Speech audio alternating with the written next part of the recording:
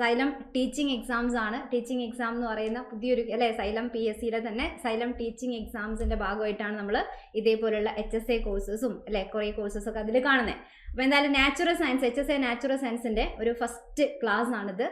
ആദ്യം തന്നെ ഇതിൽ ഓൾറെഡി നമുക്ക് മുന്നേ കോഴ്സിലുണ്ടായ ആൾക്കാരും പുതിയ കുറേ ഫ്രണ്ട്സൊക്കെ നമുക്കുണ്ട്. എല്ലാവരെയും ആദ്യം തന്നെ നമ്മൾ ഈ ടീച്ചിങ് എക്സാംസിലേക്ക് അതേപോലെ നാച്ചുറൽ സയൻസിൻ്റെ ക്ലാസ്സിലേക്ക് സ്വാഗതം ചെയ്യാണ് ആദ്യം തന്നെ. ഓക്കെ, നമ്മളെ ഫസ്റ്റ് ക്ലാസ് ആണ്. അപ്പോൾ ഇനി നമുക്ക് അങ്ങോട്ടൊരു ഫാമിലി ആയിട്ട് എല്ലാ കാര്യങ്ങളൊക്കെ പഠിച്ച് ഡിസ്കസ് ചെയ്തിട്ട് പോകാനുള്ളതാണ് അല്ലേ. കുറേ കാര്യങ്ങൾ പഠിച്ച് മനസ്സിലാക്കാനുണ്ട്. റെഡി? ഓക്കെ, അപ്പോൾ എല്ലാവരെയും കുറേ ഡൗട്ടും കോഴ്സ് സ്റ്റാർട്ട് ചെയ്യുന്നതിന് മുൻപുള്ള കുറേ ഡൗട്ടും കാര്യങ്ങളൊക്കെ ഉണ്ട്. എല്ലാം നമുക്ക് ക്ലിയർ ചെയ്യാം. ഇന്ന് ഒരു ചെറിയൊരു ഭാഗം നമുക്ക് സമയത്ത് കിട്ടുവാണെങ്കിൽ അത് സ്റ്റാർട്ട് ചെയ്യാൻ കൂടെ വേണം. പിന്നെ പൊതുവെ ഇതിനെപ്പറ്റി അറിയേണ്ട, കോഴ്സിലേക്ക് പോകുന്നതിന് മുൻപ് അറിയേണ്ട കുറച്ച് കാര്യങ്ങളുണ്ട്. അതൊക്കെയാണെന്ന് പറയാനുള്ളത്. ഓക്കെ അല്ലേ? റെഡി അല്ലേ? അപ്പോൾ എന്തായാലും കുറേ പേര് ഇനി ഒരു ടെലഗ്രാം ചാനലുണ്ട്. HSA നാച്ചുറൽ സയൻസിനായിട്ട് തന്നെ ഒഫീഷ്യൽ ടെലഗ്രാം ചാനലുണ്ട്. അത് ചെയ്യേണ്ടത് എന്താണെന്ന് വെച്ചാൽ നിങ്ങളിപ്പോൾ ആപ്പിൽ ക്ലാസ് കാണുന്നുണ്ടല്ലോ അല്ലേ. അപ്പോൾ ആപ്പ് ഓപ്പൺ ആക്കി കഴിഞ്ഞാൽ മുകളിൽ കുറേ ഓപ്ഷൻസ് ഉണ്ടാവും. അപ്പോൾ അതിൽ ഒരു പേൾ എന്ന് പറയുന്ന ഓപ്ഷനും അല്ലെ അങ്ങനെ കുറേ ഓപ്ഷൻസ് ഉണ്ട്. അതിൻ്റെ അടുത്ത് അനൗൺസ്മെൻറ്റ് എന്ന് പറയുന്നൊരു ഓപ്ഷൻ ഉണ്ട്. ആ അനൗൺസ്മെൻറ്റ് ക്ലിക്ക് ചെയ്ത് കഴിഞ്ഞാൽ അതിൽ നിങ്ങൾക്ക് അവിടെ ലിങ്ക് കൊടുത്തിട്ടുണ്ട്. മുകളിൽ തന്നെ ലിങ്ക് കൊടുത്തിട്ടുണ്ട്, ടെലഗ്രാം ചാനൽ ലിങ്ക്. അത് ക്ലിക്ക് ചെയ്ത് കഴിഞ്ഞാൽ ഡയറക്റ്റ് ആ ടെലഗ്രാം ചാനലിലേക്കാണ് പോവുക. അവിടെ നിങ്ങൾക്ക് എന്ത് ചെയ്യുക, ജോയിൻ ചെയ്യാനുള്ള ഓപ്ഷൻ കാണാം. റെഡി? അപ്പോൾ ക്ലാസ് കിട്ടാത്തവരൊന്ന് ബാക്ക് പോയി വന്നാൽ മതി. ക്ലാസ് കിട്ടുന്നവർ ജസ്റ്റ് അതങ്ങനെ ഒന്ന് ടൈപ്പ് ചെയ്തിട്ട് കഴിഞ്ഞാൽ മറ്റുള്ളവർക്കും കൂടെ കയറാം. ഓക്കെ, ഒന്ന് ബാക്ക് പോയി വന്നു കഴിഞ്ഞാൽ ക്ലാസ് കിട്ടും. അപ്പോൾ ഒന്ന് തുടങ്ങിയാലോ അല്ലേ? ജസ്റ്റ് നമുക്ക് സ്റ്റാർട്ട് ചെയ്താലോ? ഇവിടെ HSA നാച്ചുറൽ സയൻസിൻ്റെ സിലബസ് ആദ്യം നമുക്കൊന്ന് ചെറുതായിട്ടൊന്ന് പരിചയപ്പെടാം അല്ലേ. എല്ലാവരും ചിലർ കണ്ടു കാണും. ഇപ്പോൾ എക്സാമിന് എന്തായാലും ഒരു പ്രിപ്പയർ ചെയ്യാൻ തുടങ്ങുമ്പോഴേക്കും സിലബസൊക്കെ ജസ്റ്റ് എടുത്ത് നോക്കുക, എന്തൊക്കെ കാര്യങ്ങൾ ഉണ്ടെന്നൊക്കെ വെറുതെയെങ്കിലും ഒന്ന് നോക്കിയിട്ടുണ്ടാവും അല്ലേ. അപ്പോൾ ഇവിടെയാണെങ്കിൽ ഈ എക്സാമിനാണെങ്കിലും 100 മാർക്ക് തന്നെയാണ് എക്സാമിന് വരുന്നത്. പക്ഷെ അതിൽ ആദ്യത്തെ 20 മാർക്ക് എന്ന് പറയുന്നത് ഒരു പാർട്ട് എനെ ബേസ് ചെയ്തുകൊണ്ടുള്ള 20 മാർക്കാണ്. അതിലാണ് ജനറൽ ആയിട്ടുള്ള കാര്യങ്ങളും അല്ലേ, പെഡഗോജി ഇങ്ങനെയുള്ള എല്ലാ കാര്യങ്ങളും കൂടെ ചേർത്തുകൊണ്ട് ഒരു 20 മാർക്കിനുണ്ടാവും. പിന്നെ നമ്മളെ നാച്ചുറൽ സയൻസ് എന്ന് വെച്ചാൽ ബയോളജി അല്ലേ, നാച്ചുറൽ സയൻസിൻ്റെ കണ്ടന്റ് വരുന്നത് ബാക്കി 80 മാർക്കിനാണ് വരുന്നത്. 20 മാർക്ക് ആദ്യത്തെ പാർട്ട് എയിൽ വരുന്ന കുറേ ജനറൽ ആയിട്ടുള്ള എല്ലാ കാര്യങ്ങളും കൂടെ ചേർത്തുകൊണ്ട് ഒരു 20 മാർക്കും പിന്നെ 80 മാർക്കാണ് എന്ത് നമുക്കുള്ള സബ്ജക്റ്റ്, നമ്മളെ സബ്ജക്റ്റ് എന്ന് പറയുന്നത് അല്ലെ 80 മാർക്കിനാണ്. അപ്പോൾ ഇവിടെ നോക്കുക, പാർട്ട് ബി എന്ന് പറഞ്ഞുകൊണ്ട് സിലബസ് നോക്കുന്നവർക്ക് അറിയാം. പാർട്ട് ബി എന്ന് പറഞ്ഞുകൊണ്ട് കൊടുത്ത് ഇവിടെ നിന്ന് അങ്ങോട്ട് നമ്മളെ സിലബസ് നമ്മളെ ഒരു സബ്ജക്റ്റ് അങ്ങോട്ട് തുടങ്ങുകയാണ്. പല ഹെഡിങ്ങും കാണുന്ന സമയത്ത് നൊസ്റ്റു അടിക്കുക അല്ലേ, നൊസ്റ്റാൾജിക് ഫീൽ വരുന്ന കുറേ ടേംസ് ഒക്കെ ഉണ്ടാവും. പണ്ട് നമ്മൾ ഹയർ സെക്കൻഡറിയിലൊക്കെ പഠിച്ച് ഇതാക്കിയ കുറേ ടോപ്പിക്കിൻ്റെ പേരും കുറേ ഹെഡിങ്ങും ഒക്കെ ഇവിടെ നമുക്ക് കാണാൻ പറ്റും. അപ്പം പഠിക്കുന്നതിന് മുൻപ് എന്തായാലും എക്സാമിന് പ്രിപ്പയർ ചെയ്ത ആൾക്കാരും ഇതിന് മുൻപേ ഒരുപാട് പ്രാവശ്യം പ്രിപ്പയർ ചെയ്ത ആൾക്കാരും അല്ലെ ആദ്യമായിട്ട് വരുന്ന ആൾക്കാരും എല്ലാവരും ഉള്ള ഗ്രൂപ്പ്. അപ്പോൾ ഒരു ബേസ് ആയിട്ട് ആദ്യം വരുന്ന ആളെ കണക്കാക്കിക്കൊണ്ട് തന്നെ ആ രീതിയിൽ തന്നെ പറയാണ്. മറ്റുള്ളവരും കൂടെ ഒന്ന് കേട്ടിരിക്കുക, ക്ഷമയോടെ കേട്ടിരിക്കുക. അപ്പോൾ ഇവിടെ ഒരു പാർട്ട് ബിയിൽ മൊഡ്യൂൾ 1 എന്ന് പറഞ്ഞുകൊണ്ട് കൊടുത്തിട്ടുണ്ടല്ലോ അല്ലേ. അപ്പോൾ മൊഡ്യൂൾ 1 തൊട്ട് അങ്ങോട്ട് തുടങ്ങുകയാണ് നമ്മളെ സംഭവം, നമ്മളെ അംഗം തുടങ്ങുകയാണ് അല്ലേ. അനിമൽ ഡൈവേഴ്സിറ്റി എന്നൊക്കെയാണ് കൊടുത്തത്. എന്ന് പറഞ്ഞാൽ +2 പഠിച്ച സമയത്ത് നമുക്കറിയാം അനിമൽ കിങ്ഡം എന്ന് പറഞ്ഞുകൊണ്ട് നമ്മൾ സുവോളജി ഭാഗത്ത് കുറേ കാര്യങ്ങൾ പഠിക്കുന്നില്ലേ, അനിമൽ കിങ്ഡം. അതിൽ കുറേ ഗ്രൂപ്പിൻ്റെ പേരൊക്കെ പഠിക്കുന്നില്ലേ അല്ലേ. ഫൈലം, അതേപോലെ സീലൻഡ്രേറ്റ, കോഡേറ്റ, നോൺ കോഡേറ്റ എന്നൊക്കെ പറഞ്ഞ് മമേലിയ എന്നൊക്കെ പറഞ്ഞ് പഠിക്കുന്നില്ലേ. അതൊക്കെ വരുന്ന കാര്യം. അപ്പോൾ അനിമൽ ഡൈവേഴ്സിറ്റിയിൽ എല്ലാ അനിമൽസിൻ്റെ കാര്യങ്ങളൊക്കെ മനസ്സിലാക്കുമ്പം അനിമൽ കിങ്ഡം ചാപ്റ്ററും അതിനെ പറ്റി കുറച്ചും കൂടി എക്സ്ട്രാ പോയിന്റ് ഒക്കെ ചേർത്ത് നമ്മൾ പഠിക്കണം. അതൊക്കെയാണ് വരിക. ഫസ്റ്റ് വാക്ക് തന്നെ ചിലപ്പം ഒരു സമാധാനം കിട്ടുന്ന വാക്കായിരിക്കും. നമ്മൾ കേട്ടു പരിചയമുള്ളതാണ് 5 കിങ്ഡം ക്ലാസിഫിക്കേഷൻ അല്ലെ, RH വിറ്റക്കർ. അത് പേര് കേൾക്കുമ്പോൾ തന്നെ നമുക്ക് ആകെ അറിയാവുന്ന ഒരു കാര്യമൊക്കെയാണ് RH വിറ്റക്കർ. അപ്പോൾ RH വിറ്റക്കറിന്റെ 5 കിങ്ഡം ക്ലാസിഫിക്കേഷനിലേക്ക് ഇങ്ങനെ ഇറങ്ങിപ്പോയി കഴിഞ്ഞാൽ Monera, Protista, fungi, Plantae, Animalia എന്ന് പഠിക്കും. അപ്പോൾ അവസാനത്താണ് ഇത് അനിമാലിയ അല്ലെ, അനിമാലിയ. അപ്പോൾ അനിമൽ ഡൈവേഴ്സിറ്റി കാര്യങ്ങളൊക്കെ പഠിക്കുന്ന ഒരു ടോപ്പിക്കാണിത്. ഓക്കെ, സിലബസ് ഒന്നും നമ്മളിങ്ങനെ വ്യക്തമായിട്ട് പഠിച്ചെടുക്കുന്ന ഒരു ഐഡിയ കിട്ടാൻ വേണ്ടിയിട്ട് പറഞ്ഞു എന്നേ ഉള്ളൂ. മൊഡ്യൂൾ 1 വരുന്നതാണ് മെയിൻ ആയിട്ടുള്ളത് ഏതാ, നമ്മളെ അനിമൽ ഡൈവേഴ്സിറ്റി എന്ന് പറയുമ്പോൾ അവിടെയാണ് ഒരുവിധം കാര്യങ്ങളൊക്കെ നമ്മൾ എന്ത് ചെയ്യുക പഠിച്ചെടുക്കുന്നത്. Okay, animal diversity. റെഡി? അപ്പോൾ അതിൽ കുറേ കാര്യങ്ങൾ ഇതൊക്കെ നമ്മൾ പഠിച്ചു കഴിഞ്ഞാൽ നെക്സ്റ്റ് മൊഡ്യൂൾ 1 തന്നെ എല്ലാ കാര്യങ്ങളും ഇതുപോലെ എല്ലാ ഫൈലും അല്ലെ. അനിമൽസിനെ പറ്റി പഠിക്കുന്ന സമയത്ത് നമ്മൾ ഫൈലം എന്നാണ്, പ്ലാന്റ്സിനെ ആണെങ്കിൽ നമ്മൾ ഡിവിഷൻ എന്നുള്ള വാക്കാണ് ഉപയോഗിക്കുക. ഹൈറാർക്കി പഠിച്ചത് ഓർമ്മയില്ലേ, വർഗീകരണം, ക്ലാസിഫിക്കേഷൻ പഠിക്കുമ്പം അവിടെ നമ്മളിങ്ങനെ സ്പീഷീസ്, ജീനസ്, ഫാമിലി അല്ലെ ഇങ്ങനെ പഠിച്ചു പോയതാണ്. അതിൽ ഫൈലം എന്ന് അനിമൽസിനെ റെപ്രസെന്റ് ചെയ്യാനും ഡിവിഷൻ എന്ന് സസ്യങ്ങളെ റെപ്രസെന്റ് ചെയ്യാനൊക്കെയാണ് നമ്മൾ ഉപയോഗിക്കുന്നത് അല്ലേ. അപ്പം അതുപോലെയുള്ള എല്ലാ കാര്യങ്ങളും അതിൽ കാണാം. പിന്നെ അടുത്തത് മൊഡ്യൂൾ 2 ആണ്. മൊഡ്യൂൾ 2 അല്ലെ, രണ്ടാമത്തെ മൊഡ്യൂൾ നോക്കിക്കഴിഞ്ഞാൽ അതിൽ വരുന്ന ഹെഡിങ് ഏതാണ്? ഫിസിയോളജി എന്നൊക്കെയാണ് കൊടുത്തത്. Physiology, bio chemistry, developmental biology, ഇങ്ങനെ കുറേയാണ് മെയിൻ ടോപ്പിക്കിന്റെ പേര് കൊടുത്തത്. ഇതിൽ പെട്ടെന്ന് കേൾക്കുമ്പോൾ ആകെപ്പാടെ നമുക്കൊരു അങ്കലാപ്പാണെങ്കിലും പരിചയമുള്ള ആൾക്കാരെ കാണുമ്പോൾ ഒരു സന്തോഷമല്ലേ? അതേപോലെ ഇവിടെ നോക്കിക്കോ, പരിചയമുള്ള കുറേ കാര്യമുണ്ട്. ന്യൂട്രീഷൻ എന്നൊക്കെ പറയുന്നത് കാണാം. അതിലിതാ വൈറ്റമിൻ എന്നുള്ള വാക്കൊക്കെ കേൾക്കുമ്പോൾ നമ്മൾ പരിചയപ്പെട്ട കുറേ ടേംസ് ഒക്കെ ഇവിടെ ഉണ്ട് അല്ലേ? എന്ന് വെച്ചാൽ കുറേയൊക്കെ നമുക്ക് ബേസ് ഉണ്ടെന്നാണ് അർത്ഥം. പിന്നെ എന്താ, സർക്കുലേഷൻ കൊടുത്തിട്ടുണ്ട്. സർക്കുലേഷൻ എന്ന് പറയുമ്പോൾ നോക്കി, എവിടെ നിന്ന് നോക്കി എന്തൊക്കെയല്ലേ? ബ്ലഡ് ഗ്രൂപ്പ്, ബ്ലഡ് അല്ലെ, ഹാർട്ട് എന്ന് വെച്ചാൽ നമ്മൾ പഠിച്ച സർക്കുലേറ്ററി സിസ്റ്റം, രക്തപര്യന വ്യവസ്ഥ എന്നൊക്കെ പറഞ്ഞുകൊണ്ട് പല എക്സാമിലും നമ്മൾ പഠിച്ച എല്ലാ ടോപ്പിക്കും അതിൻ്റെ കുറച്ചും കൂടെ എക്സ്ട്രാ കാര്യങ്ങളൊക്കെ ചേർത്ത് പഠിക്കുന്ന കാര്യം തന്നെയാണ് ഇത് അല്ലേ? അപ്പോൾ ഇവിടെ കൊടുത്തത് അപ്പോൾ നമുക്ക് പരിചയമുള്ള ആൾക്കാർ തന്നെയാണ് ഇത്, പുതിയതൊന്നുമല്ല, എല്ലാം പുതിയതാണെന്ന് വിചാരിക്കരുത്.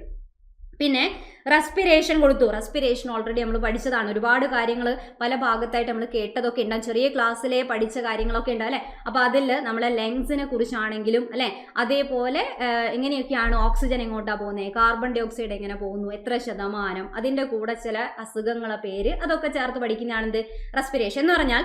ഫിസിയോളജി എന്ന് പറഞ്ഞാൽ ഹ്യൂമൻ ഫിസിയോളജിയാണ് അല്ലേ? എന്ന് വെച്ചാൽ മനുഷ്യ ശരീരം, ഹ്യൂമൻ ബോഡീനെ പറ്റി നമ്മൾ കുറേ കാര്യങ്ങൾ പല എക്സാമുകളിലും നമ്മൾ പഠിച്ച് മനസ്സിലാക്കി, അതുപോലെ നമ്മൾ ടെക്സ്റ്റ് ബുക്കുകളിൽ കൂടെയൊക്കെ വന്നപ്പോൾ പഠിച്ചതാണ്.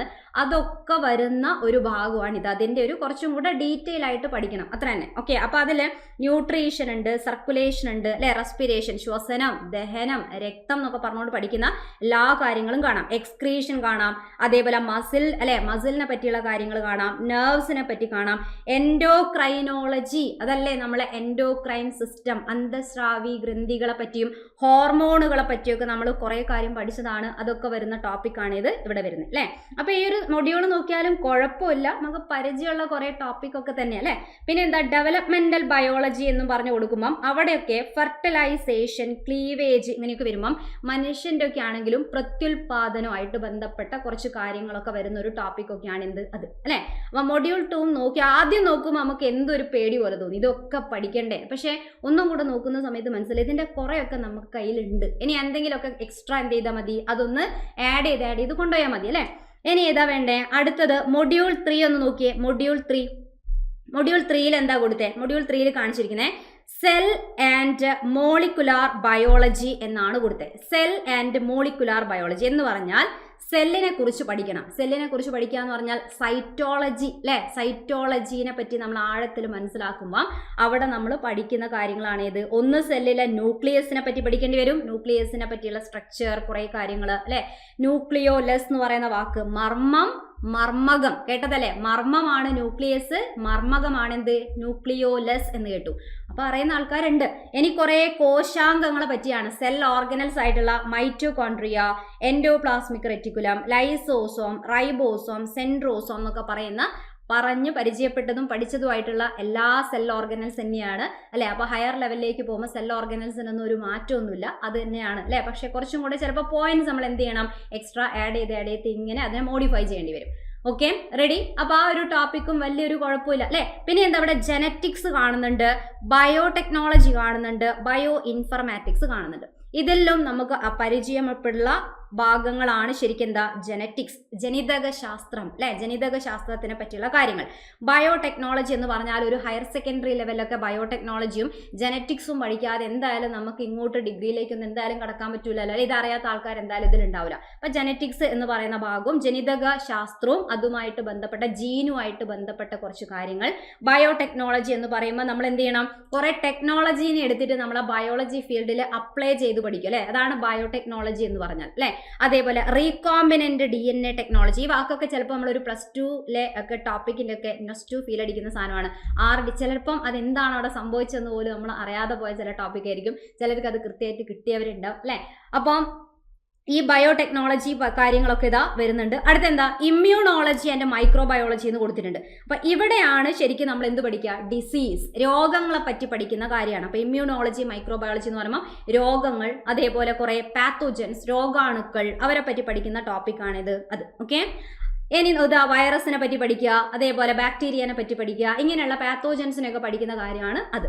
ഇനി അടുത്തൊരു മൊഡ്യൂൾ നോക്കിയേ, മൊഡ്യൂൾ 4 ആണ് കൊടുത്തത് അല്ലേ? മൊഡ്യൂൾ 4 ഏതാണെന്ന് വെച്ചാൽ ഇക്കോളജി, ഇത്തോളജി, എവല്യൂഷൻ എന്നൊക്കെ പറഞ്ഞു കൊടുത്തു. പരിചയമുള്ള ടേംസ് ഉണ്ടല്ലോ. ഏതാണ്? ഇക്കോളജി അല്ലെ, പരിസ്ഥിതി ശാസ്ത്രവും പരിസ്ഥിതി പഠനങ്ങളും ഒക്കെ ആയിട്ട് വരുന്ന നമ്മൾ ആവാസ വ്യവസ്ഥയൊക്കെ പഠിക്കുന്ന ടോപ്പിക്കാണ്, മൊഡ്യൂളാണ് ഇത്. മൊഡ്യൂൾ 4 എന്ന് പറഞ്ഞാൽ ഇക്കോളജി ഒക്കെയാണ് വരിക. എവല്യൂഷൻ പരിണാമം, അപ്പോൾ അതും ബന്ധമുണ്ട്. പിന്നെ നമുക്ക് പരിചയമില്ലാത്തവരുണ്ട്, ലിത്തോളജി, ജിയോഗ്രഫി എന്നൊക്കെ പറയുന്ന സമയത്തൊക്കെ എന്താണ് അവിടെയും കുറച്ചും കൂടെ കാര്യങ്ങളൊക്കെ ഉണ്ടെങ്കിലും ഫെമിലിയർ ആയ ടേംസ് എല്ലാ മൊഡ്യൂളിലും നമുക്ക് കാണാൻ പറ്റും. Okay, ready? യെസ്. അപ്പോൾ ഇത് അവിടെ നോക്കിയാൽ wild life conservation and management, ഇതിൻ്റെയൊക്കെ എവിടെയോ ചെറിയ ചെറിയ അംശങ്ങളൊക്കെ നമ്മൾ പല സ്ഥലത്തും കണക്ട് ചെയ്ത് പഠിച്ചതാണ് അല്ലേ.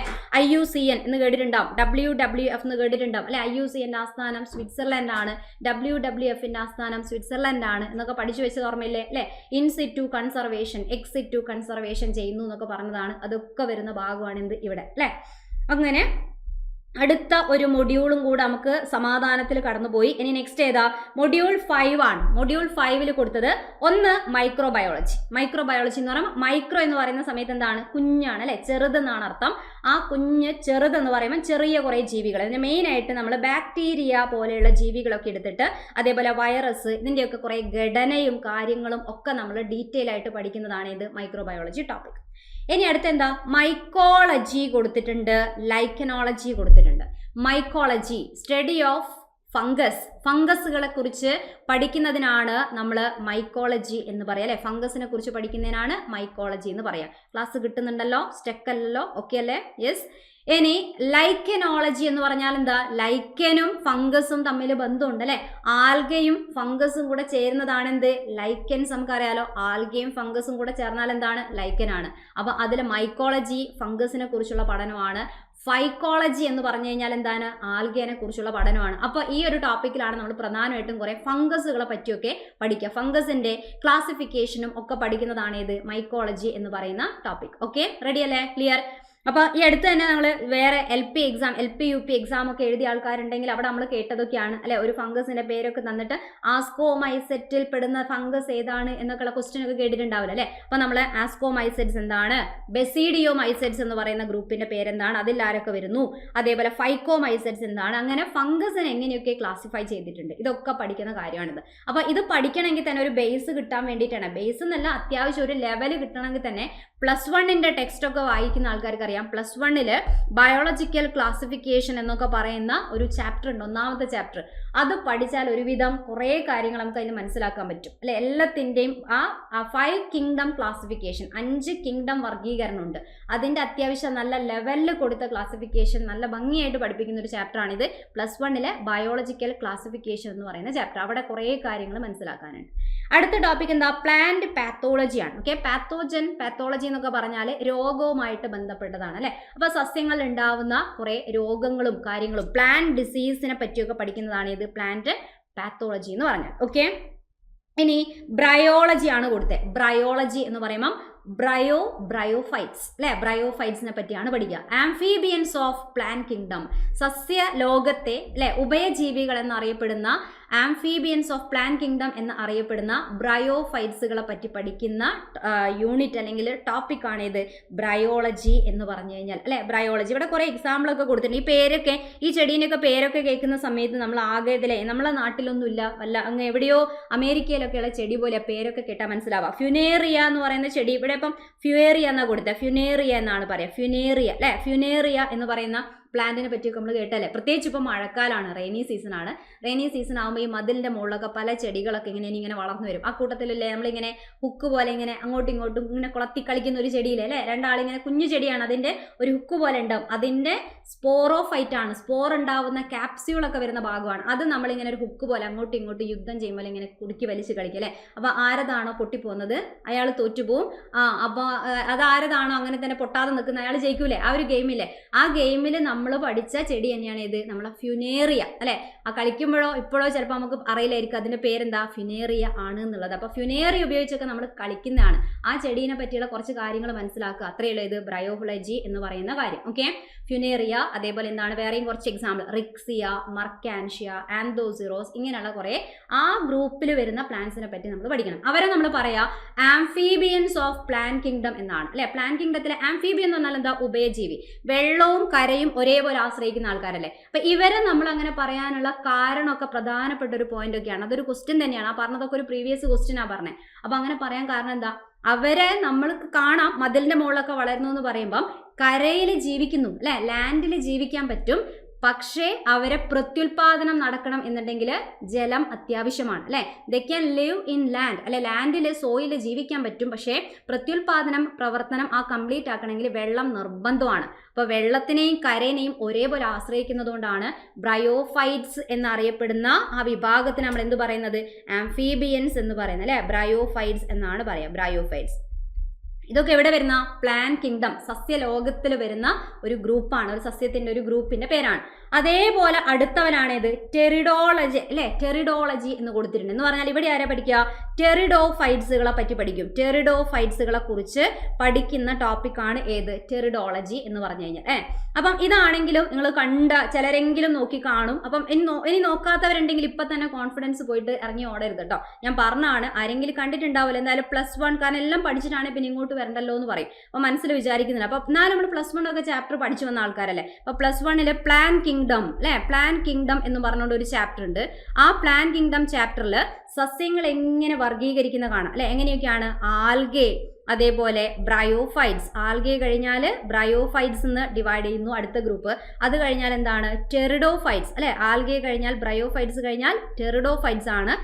ടെറിഡോഫൈറ്റ്സ് വായിക്കും. സ്റ്റാർട്ട് വിത്ത് പി ആണെങ്കിൽ നമ്മൾ വായിക്കുമ്പോൾ ടെറിഡോഫൈറ്റ്സ് വായിക്കാറ് അല്ലെ. പിന്നെ എന്താണ്, ജിംനോസ്പേംസ് ഉണ്ട്, ജിംനോസ്പേംസ് ആൻഡ് ദെൻ ലാസ്റ്റ് ആണ് ആൻജിയോസ്പേംസ്.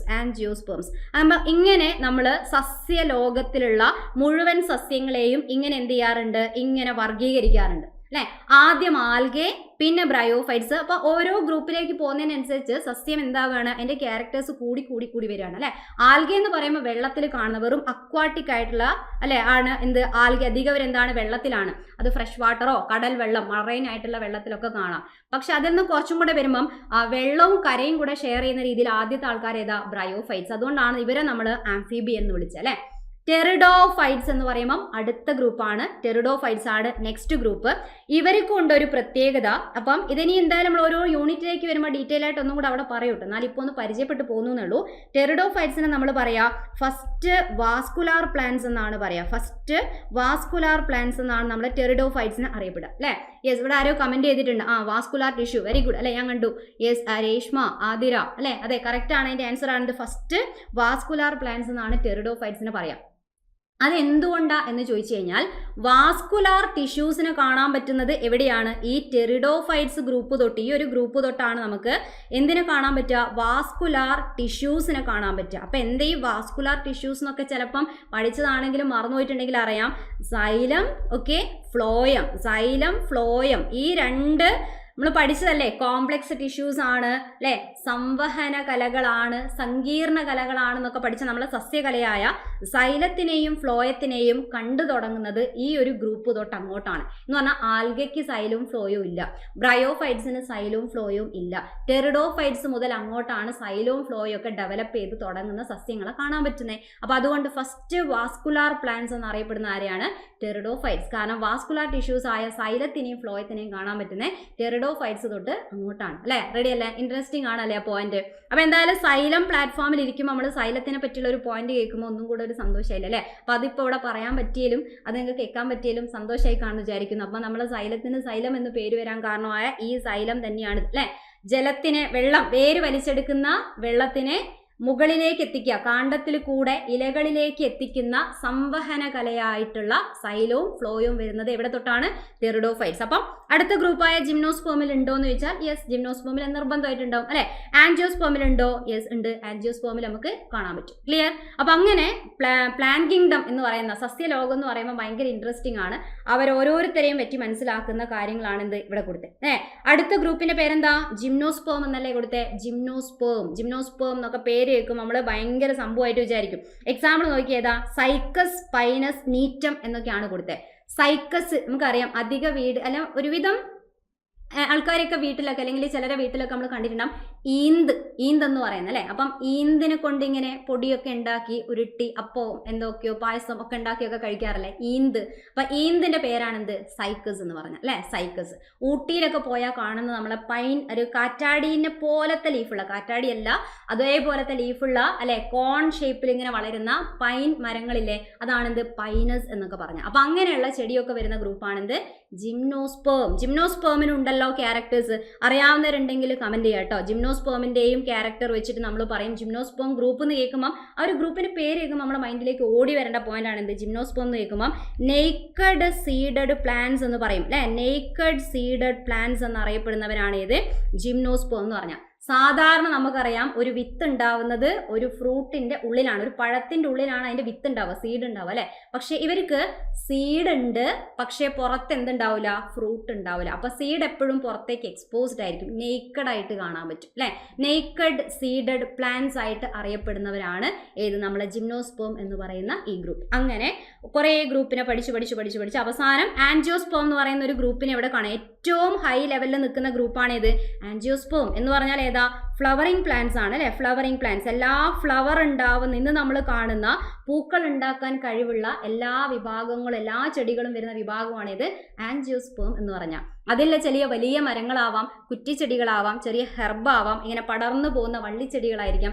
ഏതാണെങ്കിലും പൂക്കൾ ഉണ്ടെങ്കിൽ ഏത് ഗ്രൂപ്പിലാണ് വരിക, ആൻജിയോസ്പേം എന്ന് പറയുന്ന വിഭാഗത്തിലാണ് വരിക. റെഡി അല്ലേ. അങ്ങനെ പ്ലാന്റ് കിങ്ഡം മൊത്തമായിട്ട് നമ്മൾ ഈ ഒരു ടോപ്പിക്കിൽ ഇങ്ങനെ അടിപൊളിയായിട്ട് പഠിച്ചെടുക്കണം. ഇനി നെക്സ്റ്റ് ഏതാ, അടുത്ത മൊഡ്യൂൾ എന്ന് പറഞ്ഞാൽ മൊഡ്യൂൾ 6 ആണ് അല്ലേ. ഓക്കെ, മൊഡ്യൂൾ 6 ആണ്. അപ്പോൾ മൊഡ്യൂൾ 6 വരുന്നത് എന്ന് പറയുമ്പോൾ ഒന്ന് നോക്കി, അതിൻ്റെ കൂടെ ഇവിടെ ഒരു പാലിയോ ബോട്ടണി എന്നൊക്കെ കൊടുത്തിട്ടുണ്ട്. പാലിയോ ബോട്ടണി എന്ന് പറഞ്ഞാൽ കുറേ പ്ലാന്റ് പണ്ട് കാലത്തുണ്ടായ, ഫോസിലായിട്ട് അവശേഷിക്കുന്ന പണ്ട് കാലത്തുണ്ടായ കുറേ ചെടികളില്ലേ അല്ലെ, അതിനെപ്പറ്റിയൊക്കെ കുറച്ച് കാര്യങ്ങൾ മനസ്സിലാക്കുന്നതാണ് പാലിയോ ബോട്ടണി എന്ന് പറയുന്ന കാര്യം. ഓക്കെ, ഇനി അടുത്തത് നെക്സ്റ്റ് മൊഡ്യൂൾ നോക്കുകയാണെങ്കിൽ ഏതാ, മൊഡ്യൂൾ 6 മോർഫോളജി. ഇതും ഒക്കെ എന്ത് ചെയ്യണം എന്ന് വെച്ചാൽ +1 ലെവലിന്റെ ബേസിൽ കുറേ കാര്യങ്ങളുണ്ട്, അത് നമ്മൾ മനസ്സിലാക്കണം. ഞാൻ ലാസ്റ്റ് പറയാം ഏതൊക്കെ ടെക്സ്റ്റ് ബുക്കൊക്കെ നമ്മൾ അത്യാവശ്യമായിട്ട് എടുത്ത് റെഡിയാക്കി സേവ് ആക്കി വെക്കണം എന്നുള്ളതൊക്കെ പറയാം. അതും കൂടെ ഒന്ന് കളക്ട് ചെയ്യാൻ വേണ്ടി ശ്രമിക്കാം. അപ്പോൾ മോർഫോളജി എന്ന് പറഞ്ഞാൽ ഒരു ചെടീൻ്റെ എല്ലാ പുറമെയുള്ള കാര്യങ്ങൾ മനസ്സിലാക്കുക, എക്സ്റ്റേണൽ ഫീച്ചേഴ്സ് ഒക്കെ മനസ്സിലാക്കുന്നതിനാണ് നമ്മൾ എന്ത് പറയുക, പുറമെയുള്ള ബാഹ്യ ഘടന അല്ലെ, ബാഹ്യ ഘടന പഠിക്കുന്നതിനാണ് മോർഫോളജി എന്ന് പറയാം അല്ലെ. റെഡി അല്ലേ. സിസ്റ്റമാറ്റിക്സ് എന്ന് കൊടുത്ത കാണാം. സിസ്റ്റമാറ്റിക്സ് എന്ന് പറഞ്ഞു കഴിഞ്ഞാൽ അവിടെ എന്താ വരിക, അതിലാണ് നമ്മൾ കുറേ ടാക്സോണമി കാര്യങ്ങളൊക്കെ പഠിക്കുക, ക്ലാസിഫിക്കേഷനും ടാക്സോണമിയും സസ്യ കുടുംബങ്ങളെ പറ്റി, പ്ലാന്റ് ഫാമിലീസ് ഒക്കെ ഇല്ലേ, അതൊക്കെ പഠിക്കുന്നതിനാണ് എന്ത്, ടാക്സോണമി എന്നൊക്കെ പറയാം. Okay, yes. ലെപ്പിഡോഡെൻഡ്രോൺ എന്നൊക്കെ കമന്റ് ചെയ്തിട്ടുണ്ട് ഫസ്റ്റ്. Okay, very good. അതൊക്കെ ഏതാ, നമ്മൾ പാലിയോ ബോട്ടണി പഠിക്കുമ്പോൾ റൈനിയ എന്നൊക്കെ പറഞ്ഞുകൊണ്ട് കുറേ പേരൊക്കെ നമ്മൾ അവിടെ പഠിക്കും. ഓക്കെ, അപ്പോൾ ഇവിടെ സിസ്റ്റമാറ്റിക്സ് വെച്ചാൽ ഒരു പേര് കേൾക്കുമ്പോൾ അത്യാവശ്യം ഇവിടെ എന്താ പഠിക്കുക എന്നുള്ളൊരു ചെറിയ ഐഡിയ കിട്ടണ്ടേ, അതുകൊണ്ട് പറഞ്ഞാണ്. അതിൽ നമ്മൾ ടാക്സോണമി കാര്യങ്ങൾ, ക്ലാസിഫിക്കേഷൻ, അങ്ങനെ സസ്യങ്ങളെ ക്ലാസിഫൈ ചെയ്ത് പല സസ്യ കുടുംബം അല്ലെ, +1 ഉണ്ടായിരുന്നു, നമ്മൾ കേട്ട് പരിചയമുണ്ടായിരിക്കും. ലില്ലിയേസിയ ഫാമിലി, ഫാബേസിയ ഫാമിലി അല്ലെ, അതേപോലെ സൊളാനേസിയ ഫാമിലി എന്നൊക്കെ പറഞ്ഞു +1 പ്രാക്ടിക്കലൊക്കെ അറ്റൻഡ് ചെയ്ത സമയത്ത് കുറേ പൂവൊക്കെ ഇങ്ങനെ കയ്യിലിട്ട് നുറുക്കിയെടുത്തൊക്കെ ഓർമ്മയില്ല അല്ലെ, ഒരു പൂവിൻ്റെ ഭാഗങ്ങൾ അതിൻ്റെ സെക്ഷൻ എടുത്തതും കാര്യങ്ങളൊക്കെ പഠിക്കുന്ന ആ ഒരു കാര്യങ്ങളൊക്കെ വരുന്ന ടോപ്പിക്കാണ് ഇത് സിസ്റ്റമാറ്റിക്സ് എന്ന് പറഞ്ഞാൽ. പിന്നെ എക്കണോമിക് ബോട്ടണി എന്നുള്ളതാണ്. എക്കണോമിക് ബോട്ടണി എന്ന് പറയുമ്പോൾ ആ എക്കണോമിക് എന്ന് പറയുമ്പോൾ എന്തായാലും പൈസ കിട്ടുന്ന കാര്യങ്ങളാണ് അല്ലെ, എന്ന് പറഞ്ഞാൽ കുറേ നമുക്ക് യൂസ്ഫുൾ ആയ കുറേ പ്രോഡക്റ്റ് കിട്ടുന്ന കാര്യങ്ങളാണ്. എന്ന് പറഞ്ഞാൽ ഏതൊക്കെ സസ്യങ്ങൾക്കൊക്കെയാണ് പ്രാധാന്യമുള്ളത്, ഓരോ സസ്യത്തിൽ നിന്ന് നമുക്ക് എന്തൊക്കെ പ്രോഡക്റ്റുകൾ കിട്ടും, ചിലതിൽ നിന്ന് നമുക്ക് മെഡിസിൻസ് കിട്ടും, അതേപോലെ ഫൈബർ കിട്ടും അല്ലെ, സ്പൈസസ് കിട്ടും, ഇങ്ങനെയുള്ള പല കാര്യങ്ങൾ സസ്യങ്ങളിൽ നിന്ന് നമുക്ക് കുറേ കാര്യങ്ങൾ കിട്ടും. അതൊക്കെ പഠിക്കുന്ന ടോപ്പിക്കാണ് ഇത് ഈ പറഞ്ഞിരിക്കുന്ന എക്കണോമിക് ബോട്ടണി എന്ന് പറഞ്ഞാൽ. പിന്നെയാണ് അനാട്ടമി. അനാട്ടമി ചിലർക്ക് +1 പഠിച്ച ആൾക്കാർക്കറിയാം. മോർഫോളജി കുറച്ച് എളുപ്പമായിരുന്നു, പക്ഷേ അനാട്ടമി കുറച്ച് ബുദ്ധിമുട്ടായിട്ട് തോന്നി എന്നൊക്കെ പറയും. കാരണം അതിൽ കുറേ ചിത്രം വരച്ചതാണ് നമ്മളെ ബുദ്ധിമുട്ടുണ്ടാക്കിയത്.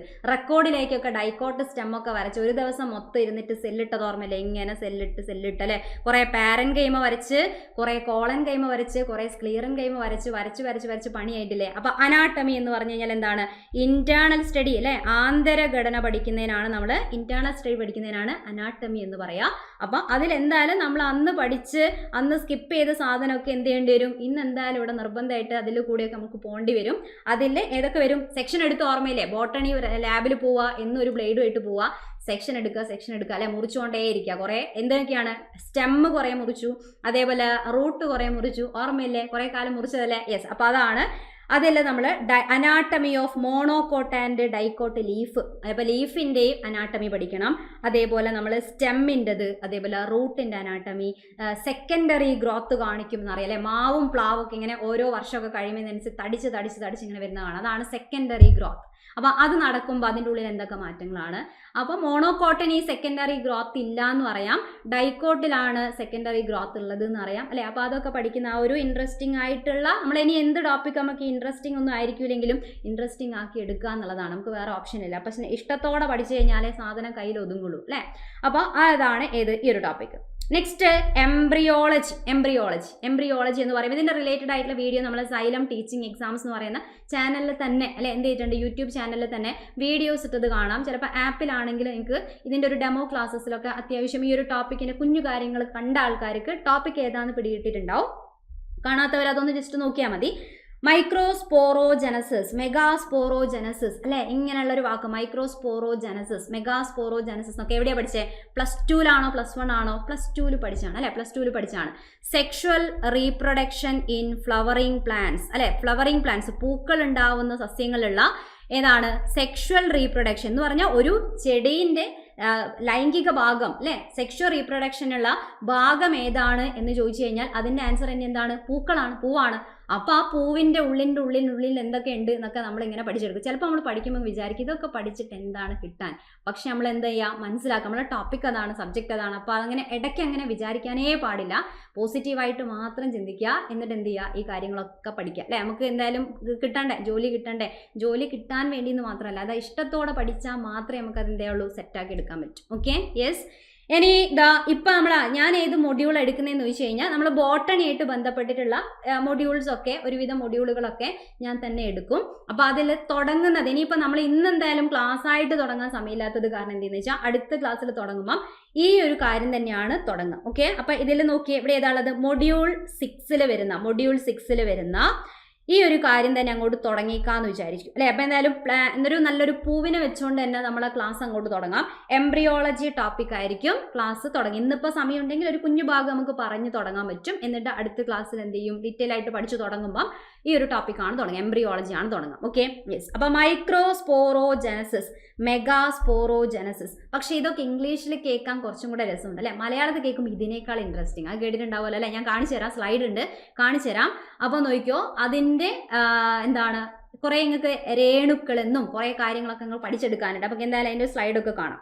ഇനി ഒവ്യൂളിൻ്റെ ടൈപ്സ് എന്താണ്, അതേപോലെ ഫെർട്ടിലൈസേഷൻ, എൻഡോസ്പേം ഫോർമേഷൻ എന്താ, ഇങ്ങനെയൊക്കെ പഠിക്കുന്ന ടോപ്പിക്കാണ്. നെക്സ്റ്റ് എന്താ, ക്രോപ്പ് ഇംപ്രൂവ്മെന്റ് എന്നൊക്കെ കൊടുത്തിട്ടുണ്ട് അല്ലേ. എന്ന് പറഞ്ഞാൽ അവിടെയാണ് നമ്മൾ കുറേ വർഗ്ഗസങ്കരണം നടത്തുക, സങ്കര ഇനങ്ങൾ ഉണ്ടാക്കുക, ഇതൊക്കെ പഠിക്കുന്ന ടോപ്പിക്കാണ് ഇത് ക്രോപ്പ് ഇംപ്രൂവ്മെന്റ് എന്ന് പറഞ്ഞു കഴിഞ്ഞാൽ. ഓക്കെ, റെഡി അല്ലേ? യെസ്. കുറേ ആളിൻ്റെ പേര് അല്ലേ, ഞാൻ അതിൻ്റെ ആവേശത്തിൽ തുടങ്ങി നമ്മളെല്ലാവരെയും സ്വാഗതം ചെയ്ത് നിങ്ങളെല്ലാവരെയും പേരൊക്കെ ഇങ്ങനെ വായിച്ച കൂട്ടത്തിൽ എൻ്റെ പേര് പറയാൻ മറന്നുപോയതാണ്. എൻ്റെ പേര് സ്വാതിയാണ് കേട്ടോ, സ്വാതി സ്വാഗതം എന്നാണ് പേര് കാണാൻ കഴിയുക. ഓക്കെ, സ്വാതി. ഓക്കെ, റെഡി അല്ലേ? അപ്പോൾ അത് ക്ലിയർ ആയി കാണുമെന്ന് വിചാരിക്കുന്നു. ഇനി അടുത്ത് നോക്കിയോ, ഈ ടേംസ് ഒക്കെ മിനറൽ ന്യൂട്രീഷൻ എന്നൊക്കെ പറഞ്ഞു കൊടുത്തിട്ടുണ്ട്. ഇതൊക്കെ നമ്മൾ +1 തന്നെ കണ്ടും കേട്ടും പരിചയപ്പെട്ടു വന്ന പ്ലാന്റ് ഫിസിയോളജി എന്ന് പറയുന്ന ഒരു ഭാഗമുണ്ട്, plant physiology. Okay, plant physiology ഭാഗം എടുത്ത് നോക്കിയാൽ അവിടെ നമുക്ക് കുറേ മിനറൽ ന്യൂട്രീഷനെ പറ്റിയും അതേപോലെ ഫോട്ടോസിന്തസിസ്, പ്ലാന്റ്സിലുള്ള റെസ്പിറേഷൻ, ഇങ്ങനത്തെ കുറച്ച് കാര്യങ്ങളൊക്കെ പഠിക്കുന്ന ഒരു ഭാഗമുണ്ട്. അപ്പോൾ അവിടെയൊക്കെ വരുന്ന ഒരു കാര്യമാണിത്, ഈ ഒരു ടോപ്പിക്. ഓക്കെ, പിന്നെ വേറെ കുറച്ച് എന്താ, സെൽ ബയോളജി, ജനറ്റിക്സിൻ്റെ തന്നെ നമ്മൾ നേരത്തെ അവിടെ കുറച്ച് കാര്യം മനസ്സിലാക്കുന്നു പറഞ്ഞു. അതിൻ്റെ കുറച്ച് കൂടിയ ഇനങ്ങളൊക്കെ വരുന്ന ഒരു ഭാഗമാണ് ഗ്രിഗർ മെൻഡലും. ജനറ്റിക്സ് എന്ന് പറയുമ്പോൾ നമുക്കറിയാം ജനിതക ശാസ്ത്രം അല്ലേ, ജനിതക ശാസ്ത്രവും അതിൻ്റെ കുറച്ച് കാര്യങ്ങളൊക്കെ ഉള്ളത്. അപ്പോൾ അതിൻ്റെ ബന്ധപ്പെട്ടിട്ട് നമ്മൾ ഗ്രിഗർ മെൻഡലിൻ്റെ പരീക്ഷണങ്ങളും കുറേ നിയമങ്ങളൊക്കെ ഉണ്ട്. ആ നിയമങ്ങളൊക്കെ വരുന്ന ആ ഒരു ടോപ്പിക്കാണ് ഇത് ഈ പറഞ്ഞിരിക്കുന്നത് ജനറ്റിക്സ് എന്ന് പറയുന്നത്. അപ്പോൾ നേരത്തെ അവിടെ നമ്മൾ ജീനുകളെ പറ്റി, ക്രോമസോമിനെ പറ്റി ഒരു ഭാഗത്ത് പഠിക്കും, ഒരു മൊഡ്യൂളിൽ പഠിക്കും. ബാക്കി കുറച്ചും കൂടെ ഡീറ്റെയിൽ ആയിട്ട് പ്യുവർ ജനറ്റിക്സ് എന്ന് പറയുന്ന സാധനം, പ്യുവർ ആയിട്ടുള്ള ജനിതക ശാസ്ത്രം പഠിക്കുന്നതാണ് ഇത് ഇവിടെ ജനറ്റിക്സ് ആൻഡ് മോളിക്കുലാർ ബയോളജി എന്ന് പറയുന്ന ഭാഗത്ത് അല്ലേ. അതേപോലെ XX type, X0, XX, XY എന്ന് കാണുമ്പോൾ തന്നെ എന്താ പെട്ടെന്ന് ഓർമ്മ വരിക, പഠിച്ചതായിരിക്കല്ലോ, സെക്സ് ഡിറ്റർമിനേഷൻ അല്ലേ, ലിംഗനിർണ്ണയം അല്ലേ. ലിംഗനിർണ്ണയിക്കുന്നതുമായിട്ട് ബന്ധപ്പെട്ട് നമ്മൾ പഠിച്ചാണ്. XX എന്ന് പറയുമ്പോൾ ഫീമെയിലിനെയും XY എന്ന് പറയുമ്പോൾ മെയിലിനെ റെപ്രസെന്റ് ചെയ്യുന്നു പഠിച്ചു അല്ലേ.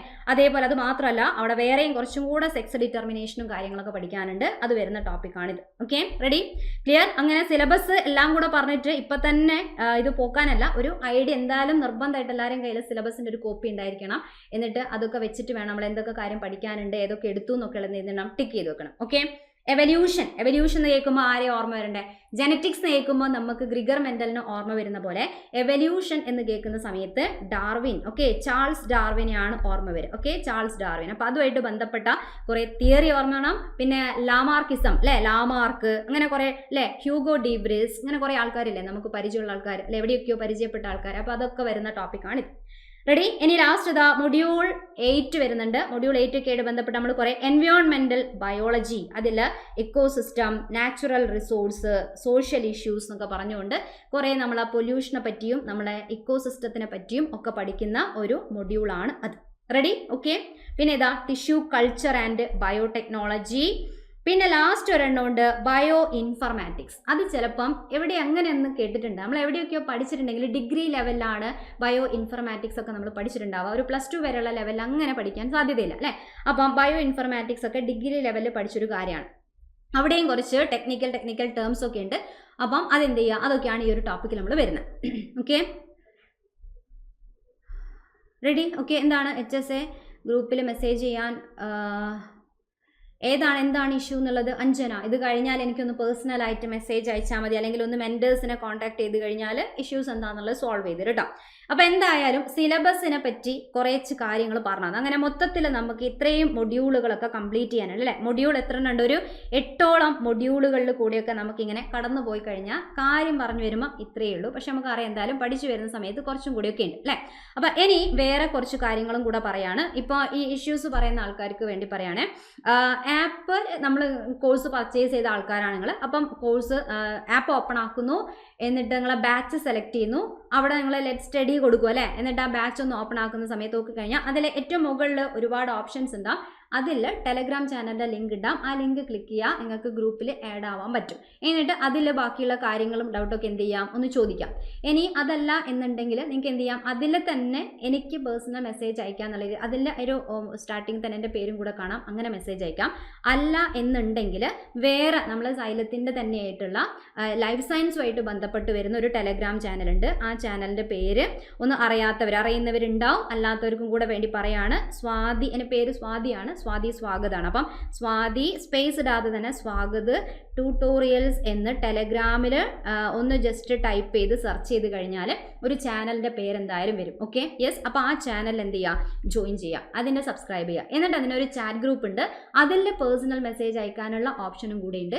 അങ്ങനെ സബ്ജക്റ്റ് റിലേറ്റഡ് ആയിട്ടോ ഇനി എനിക്ക് ആപ്പ് റിലേറ്റഡ് ആയിട്ടോ എന്തെങ്കിലും ഡൗട്ട് വരികയാണെങ്കിൽ ഒന്ന് പേഴ്സണൽ മെസ്സേജ് അയച്ചാൽ മെൻറ്റേഴ്സിനെ കോൺടാക്ട് ചെയ്യാനോ അല്ലെങ്കിൽ ഞാൻ തന്നെയാണെങ്കിലും പറഞ്ഞുതരാം. ഓക്കെ, അപ്പോൾ സ്വാതി സ്വാഗത ട്യൂട്ടോറിയൽസ് ആണ്. അപ്പോൾ ഒന്ന് ജസ്റ്റ് ഒന്ന് സ്പേസ് ഇല്ലാതെ ടൈപ്പ് ചെയ്ത് കഴിഞ്ഞാൽ എന്ത് ചെയ്യും, അതിൽ കിട്ടും. ഓക്കെ, റെഡി അല്ലേ, ക്ലിയർ അല്ലേ? ഇനി ചെയ്യേണ്ടതെന്ന് വെച്ചാൽ നമ്മൾ എന്തായാലും ക്ലാസ്സും കാര്യങ്ങളൊക്കെ തുടങ്ങുമ്പം അത്യാവശ്യമായിട്ട് വേണ്ടതെന്ന് പറഞ്ഞു കഴിഞ്ഞാൽ ഒരു എല്ലാ ടെക്സ്റ്റ് ബുക്കിൻ്റെയും കോപ്പി, ഇപ്പം ഹാർഡ് കോപ്പി ആയിട്ട് തന്നെ നമ്മളെ ടെക്സ്റ്റ് ബുക്കായിട്ട് തന്നെ കയ്യിലുണ്ടാവുകയാണെങ്കിൽ അത്രയും നല്ലത്. കാരണം കണ്ണിന് സ്ട്രെയിൻ കുറയും, അങ്ങനെ ബുക്ക് വായിച്ച് പഠിക്കാൻ പറ്റും. അപ്പോൾ എന്തായാലും SCERT ഇതിന് വേണ്ടതെന്ന് ചോദിച്ചാൽ SCERT എന്തിൻ്റെ ബേസ് തന്നെയാണ്, അതിൻ്റെ മുകളിലാണ് നമ്മൾ പഠിത്തമുണ്ടാക്കുക അല്ലേ. അപ്പം SCERT ടെക്സ്റ്റ് ബുക്കൊക്കെ എന്ത് ചെയ്യുക, എല്ലാം ഒന്ന് കളക്ട് ചെയ്ത് വെക്കുക. അപ്പം പൊതുവേ നമ്മൾ പറയും 5th to 10th എന്ന് പറയും, 5 മുതൽ 10 വരെ എന്ന് പറയും. അങ്ങനെ തന്നെ 5 മുതൽ 10 വരെ ഉള്ളത്. അതിൻ്റെ താഴേക്ക് വേണ്ടതെന്ന് വെച്ചാൽ താഴെ ഉള്ളത് ഓക്കെ, അതിലെന്നാലും കുറച്ചും കൂടെ സിമ്പിൾ കാര്യങ്ങളല്ലേ എന്ന് വെച്ചിട്ടാണ് നമ്മൾ 5 മുതൽ 10 വരെയുള്ള കാര്യം പറയുന്നത്. ആ ടെക്സ്റ്റ് ബുക്ക് SCERT നിർബന്ധമായിട്ടും കയ്യിലുണ്ടായിരിക്കണം. കയ്യിലുണ്ടാവും എന്ന് പറയുമ്പോൾ സോഫ്റ്റ് കോപ്പി ആണെങ്കിൽ അങ്ങനെയാണെങ്കിലും മതി.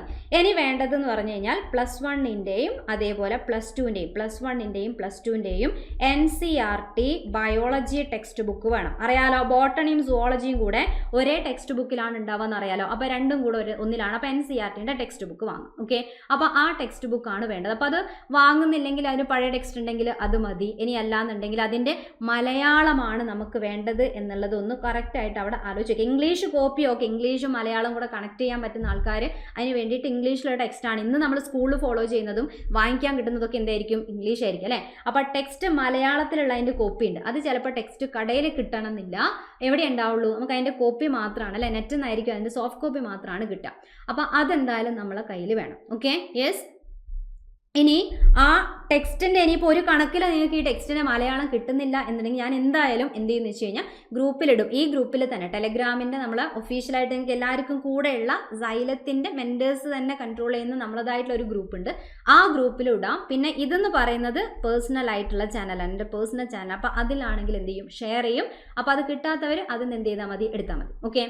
പിന്നെ മനസ്സിലാക്കേണ്ട കാര്യം എന്ന് പറഞ്ഞു കഴിഞ്ഞാൽ ഇപ്പം +1 +2 ഫോളോ ചെയ്യുന്നതിൽ +2 +1 ചില ചാപ്റ്റേഴ്സൊക്കെ NCERT ഡിലീറ്റ് ചെയ്തിട്ടുണ്ട്. ചില ചാപ്റ്റേഴ്സ് NCERT ഒഴിവാക്കി. അപ്പോൾ ഏറ്റവും ലേറ്റസ്റ്റ് വേർഷൻ ടെക്സ്റ്റ് നോക്കുന്ന സമയത്ത് അതിൽ ചാപ്റ്ററിൻ്റെ എണ്ണം ചിലപ്പം കുറവായിരിക്കും. നമ്മൾ നേരത്തെ നോക്കിയ ചില ചാപ്റ്റേഴ്സ് ഒന്നും അതിൽ ഉണ്ടാവണമെന്നില്ല. കാരണം അത് അപ്ഡേറ്റ് ആക്കിയപ്പം കുറേ ചാപ്റ്റർ ഒഴിവാക്കി. +2 കുറേ ചാപ്റ്റർ, ഇപ്പോൾ ഒന്നാമത്തെ ചാപ്റ്റർ തന്നെ റീപ്രൊഡക്ഷൻ ഇൻ ഓർഗാനിസം എന്നൊക്കെ പറയുന്ന ചാപ്റ്ററൊക്കെ എന്ത് ചെയ്തു, അതൊക്കെ അങ്ങോട്ട് പോയിട്ടുണ്ട്. അപ്പോൾ അതെന്ത് ചെയ്യുമെന്ന് വെച്ചാൽ നമ്മൾ പഠിക്കുമ്പം അത് പോയതൊന്നുമല്ല, നമുക്ക് എല്ലാത്തിനും ക്വസ്റ്റ്യൻ വരും. അതുകൊണ്ട് പഴയത് തന്നെയായിരിക്കും നല്ലത്. ഏറ്റവും പുതിയത് വാങ്ങുമ്പോൾ കുറച്ച് ചാപ്റ്റേഴ്സ് അതിൽ കുറഞ്ഞാലും പഴയ ചാപ്റ്റേഴ്സിൽ എല്ലാം ഉണ്ട്, പഴയ ബുക്കിൽ എല്ലാം ഉണ്ടാവും. എല്ലാം കൂടെ ഉള്ളത് കിട്ടുകയാണെങ്കിൽ നല്ലത്. ഇത് എവിടെ നിന്നാണ് വാങ്ങുകയെന്ന് വെച്ചാൽ ബുക്ക് സ്റ്റാളിൽ കിട്ടും. നമുക്ക് ബുക്ക് സ്റ്റാളില്ലേ, പുറത്തുള്ള ബുക്ക് സ്റ്റാൾസ് പോയി കഴിഞ്ഞാൽ കിട്ടും. അവിടെ നിന്ന് NCERTൻ്റെ ടെക്സ്റ്റ് ബുക്ക് കിട്ടും, NCERT കിട്ടും. പിന്നെ ഏറ്റവും പുതിയ ഇപ്പം ഈ കൊല്ലവും അതിൻ്റെ കുറച്ചും അടുത്ത കഴിഞ്ഞ കൊല്ലവും അതിൻ്റെ മുന്നത്തെ കൊല്ലമൊക്കെ ആയിട്ട് ചില പാഠഭാഗങ്ങളിൽ ചെറുതായിട്ട് ചെറിയ അപ്ഡേഷൻ വന്നിട്ടുണ്ട്. 1-2 പോയിന്റ് അങ്ങോട്ടും ഇങ്ങോട്ടും മാറ്റുക, ചില എക്സാമ്പിളൊക്കെ പിടിച്ച് മാറ്റുക, അങ്ങനെയുള്ള കാര്യങ്ങളൊക്കെ നടന്നിട്ടുണ്ട്. അതിനൊരു ഉദാഹരണമാണ് ചിലപ്പം ഇവിടെ നമ്മൾ ടീച്ചേഴ്സ് ആവാൻ വന്ന ആൾക്കാർ ഓൾറെഡി പല സ്കൂളുകളിലെയും അല്ലേ, ഇപ്പം ഒരു HSA പോസ്റ്റ് അല്ലെങ്കിലും മറ്റുള്ളതിൽ ടീച്ചിങ് ചെയ്യുന്ന ആൾക്കാർ തന്നെയായിരിക്കും അറിയാം. ഹൈസ്കൂളും ഹയർ സെക്കൻഡറി ടെക്സ്റ്റ് ബുക്കൊക്കെ പരിചയമുള്ള അതൊക്കെ ഡീൽ ചെയ്യുന്ന ആൾക്കാർ ഈ കൂട്ടത്തിലുണ്ടാവും. അപ്പോൾ അവർ ശ്രദ്ധിച്ചിട്ടുണ്ടാവും. ഇനിയല്ല ആദ്യമായിട്ട് പഠിച്ചു തുടങ്ങുന്ന ആൾക്കാരാണെങ്കിൽ ഒരു കുഴപ്പമില്ല, ഞാൻ പറയാണ്.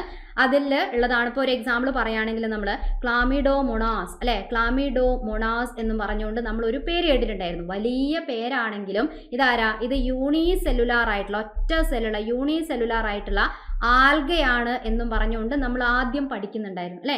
പക്ഷേ ഈ ക്ലാമിഡോമോണാസ് പണ്ട് ആൽഗെ ഗ്രൂപ്പിലായിരുന്നു.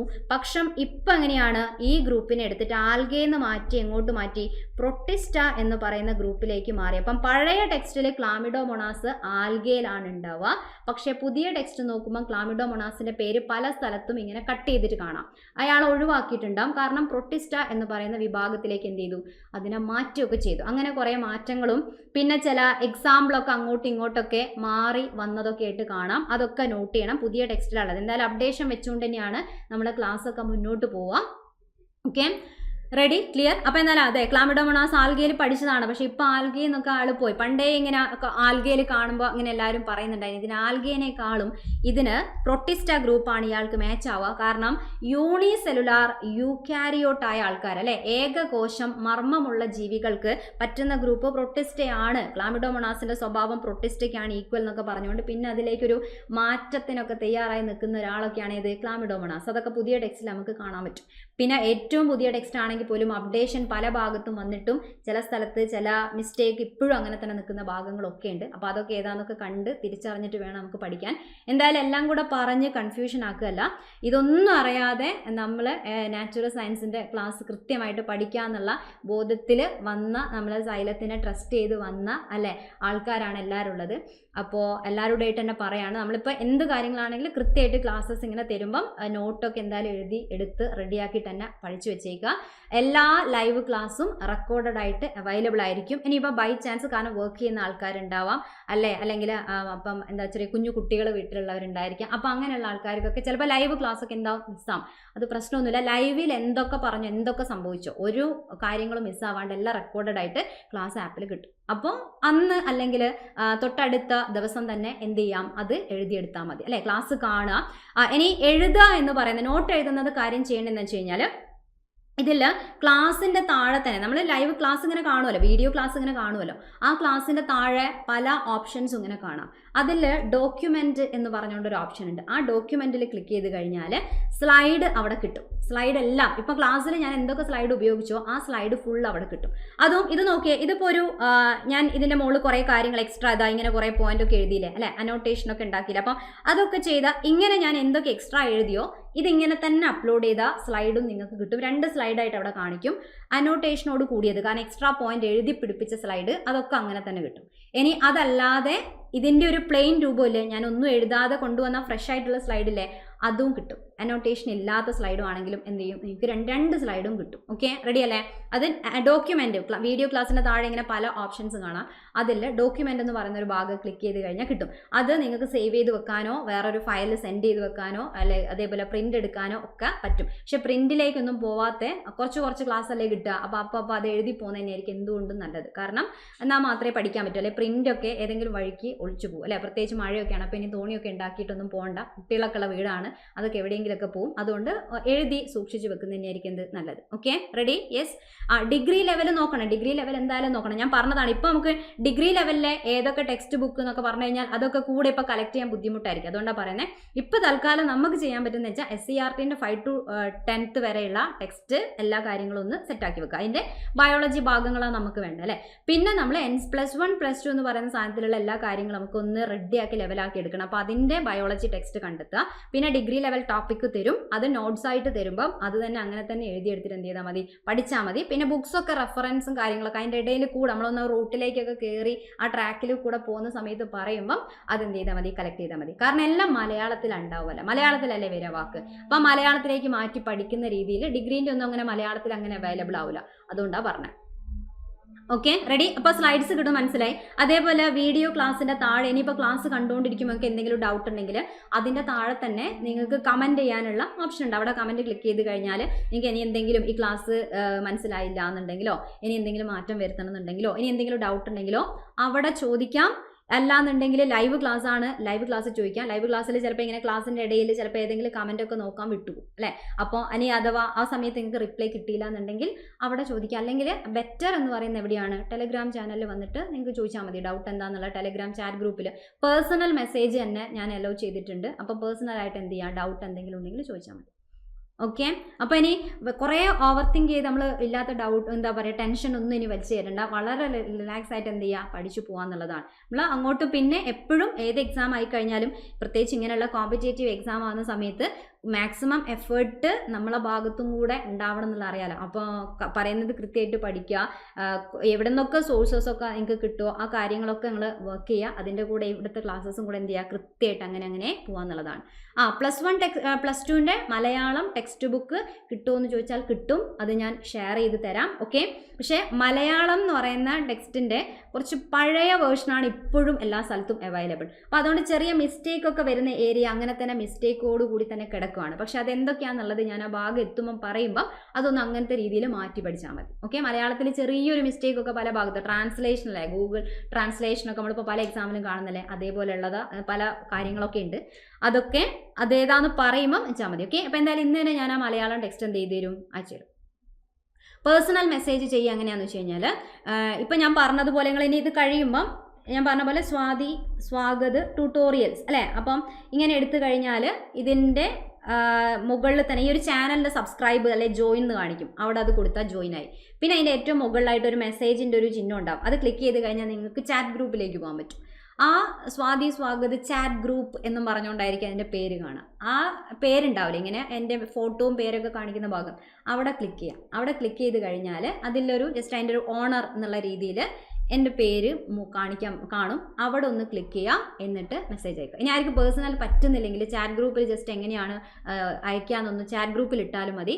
ഞാൻ അങ്ങോട്ട് കണക്ട് ചെയ്യാം. റെഡി അല്ലേ? ഓക്കെ അല്ലേ? ക്ലിയർ? അപ്പോൾ എന്തായാലും ഇന്ന് ഒരു ടോപ്പിക് നമുക്കൊരു കുഞ്ഞു സമയമുണ്ട്. വെറുതെ ഒരു ടോപ്പിക് നമുക്കൊന്ന് ജസ്റ്റ് ഒന്ന് തുടങ്ങി വെക്കാം. അല്ല, ഇന്ന് ഫസ്റ്റ് ക്ലാസ് അല്ലേ. അപ്പോൾ എന്തായാലും ഒരു ഫസ്റ്റ് ക്ലാസ്സിൽ എപ്പോഴും ടീച്ചർ വന്നു കഴിഞ്ഞാൽ ക്ലാസ് എടുത്ത് വെറുപ്പിക്കുക പരിപാടിയൊക്കെ അല്ലേ കുറവാണ്. നമ്മൾ ആ ഒരു പ്രതീക്ഷയിലാണ് ഒന്നാമത്തെ ക്ലാസ്സിൽ എപ്പോഴും സ്കൂളാണെങ്കിലൊക്കെ പോവുക. അതിപ്പോൾ നമ്മൾ ടീച്ചർ ആയാൽ എന്തായാലും ഒരു മാറ്റമൊന്നും ഉണ്ടാവില്ല എന്നറിയാം. അപ്പോൾ എന്തായാലും ചെറിയൊരു രീതിക്ക് നമുക്ക് നോക്കാം അല്ലേ. അനൗൺസ്മെൻറ്റിൽ ടെലഗ്രാമിൽ ലിങ്ക് ഉണ്ട്. ഓപ്പൺ ആവുന്നില്ലേ? ഞാൻ നേരത്തെ പോലും ഞാൻ ചെക്ക് ചെയ്തതാണല്ലോ, ഓപ്പൺ ആവുന്നതാണ്. ഞാൻ നോക്കട്ടെ ഇഷ്യൂസ് എന്താണെന്നുള്ളത് നോക്കട്ടെ കേട്ടോ.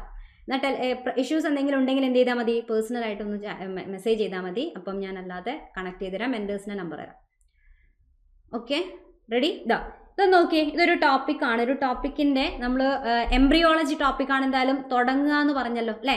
അപ്പോൾ എംബ്രിയോളജി ടോപ്പിക്കിൽ ഹെഡിങ് എന്താ കൊടുത്തേ, പരാഗരേണു രൂപീകരണം. ഇങ്ങനത്തെ ചില മലയാളം വാക്ക് കേൾക്കുമ്പോഴാണ് ചിലപ്പോൾ നമുക്ക് കിളി പോവുക അല്ലേ. പക്ഷെ ഒന്നുമല്ല, നമ്മൾ നമുക്ക് പരിചയമുള്ള ഒരാളെ ഇങ്ങനെ ആക്കിയിട്ട് മാറ്റിയതാണ്. എന്താണ്, മൈക്രോസ്പോറോജനസിസ് എന്ന് കേട്ടിട്ടുണ്ടാവും അല്ലേ? മൈക്രോസ്പോറോജനസിസ് എന്ന് പറയുന്ന ഇംഗ്ലീഷ് വാക്കിനെ മലയാളത്തിലാക്കിയിട്ട് കിട്ടിയ സാധനമാണെന്ത്? പരാഗരേണു രൂപീകരണം. പരാഗരേണുക്കളെ രൂപീകരിക്കുന്ന പരിപാടിക്കാണ് മൈക്രോസ്പോറോജനസിസ് എന്ന് പറയുക അല്ലേ? നമ്മൾ ഇംഗ്ലീഷിൽ എങ്ങനെയാണ് പഠിച്ചത്? Formation of pollen grain from pollen mother cell. Pollen mother സെല്ലിൽ നിന്നും പോളൻ ഗ്രെയിനെ ഉണ്ടാക്കുന്ന രൂപപ്പെടുന്ന പ്രോസസ്സിന് പറയുന്ന പേരാണ് അല്ലേ? Process of formation of pollen grain from pollen mother cell എന്ന് പറഞ്ഞിട്ടുണ്ട്. അതാണ് മൈക്രോസ്പോറോജനസിസ് എന്ന് പറഞ്ഞാൽ ഇംഗ്ലീഷ് പഠിച്ചിട്ടുണ്ടാവും അല്ലേ? Process of formation of pollen mother cell എന്ന് എന്ത് ചെയ്യുന്നത്? പോളൻ ഗ്രെയിനാണ് ഉണ്ടാവുന്നത്. പകരം മൈക്രോസ്പോർ എന്നുള്ളൊരു പേര് പഠിച്ചു കാണാം. മൈക്രോസ്പോർ അഥവാ പോളൻ ഗ്രെയിൻ. ഇത് രണ്ടും ഒരേ സാധനത്തിന് പറയുന്ന പേരാണ്. ഇത് എവിടെ നിന്നാണ് ഉണ്ടാവേണ്ടത്? പോളൻ മദർ സെല്ലിൽ നിന്നാണ് ഉണ്ടാവേണ്ടത്. പോളൻ മദർ സെല്ലിൽ നിന്നാണ് ഉണ്ടാവേണ്ടത്. ഇതിനാണ് മൈക്രോസ്പോറോജനസിസ് എന്ന് പറയുന്നത്. ഇംഗ്ലീഷിൽ അങ്ങനെയാണ്. എന്തായാലും പോളൻ ഗ്രെയിൻ ഉണ്ടെന്ന പൂമ്പൊടി, പരാഗരേണുക്കളിലെ പൂമ്പൊടി അത് ഉണ്ടാവുന്ന പരിപാടിക്ക് പറയുന്ന പേരാണെന്ത്? മൈക്രോസ്പോറോജനസിസ്. അത്രയേ ഉള്ളൂ. മലയാളത്തിലാക്കുമ്പം പരാഗരേണു രൂപീകരണം. അപ്പൊ പരാഗരേണു ആരുടെ ഈ പരാഗരേണു അല്ലേ? അപ്പം ഇതാരാ? നല്ല ക്യൂട്ടായ വേർഡല്ലേ പരാഗരേണു എന്നൊക്കെ പറയുന്നത്. നമ്മളെ പോളൻ ഗ്രെയിനിന് പറയുന്ന പേര് തന്നെയാണ്. പോളൻ ഗ്രെയിൻ്റെ മലയാളം വാക്ക് തന്നെയാണ് ആര്? നമ്മളെ പരാഗരേണു എന്ന് പറഞ്ഞാൽ. അത് ഉണ്ടാവുന്ന പ്രക്രിയയാണ്. ഒന്നാമത്തെ പോയിന്റ് വെറുതെ ഒന്ന് വായിച്ചു നോക്കാം കേട്ടോ.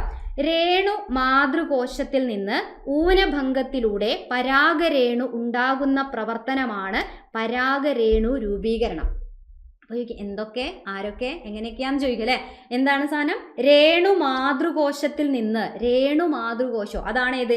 Pollen mother cell. നമ്മൾ പറഞ്ഞ എപ്പോഴും ഒരു മാതൃകോശം വിഭജിച്ചാലാണ് പുത്രികാ കോശങ്ങൾ ഉണ്ടാവുക. അങ്ങനെയല്ലേ പഠിക്കുന്നത്? എപ്പോഴും ഒരു മാതൃകോശം അല്ലെ മദർ സെല്ല് വിഭജിച്ചാലാണ് അതിൽ നിന്ന് ഡോട്ടർ സെൽസ് അഥവാ പുത്രികാ കോശം ഉണ്ടാവുക.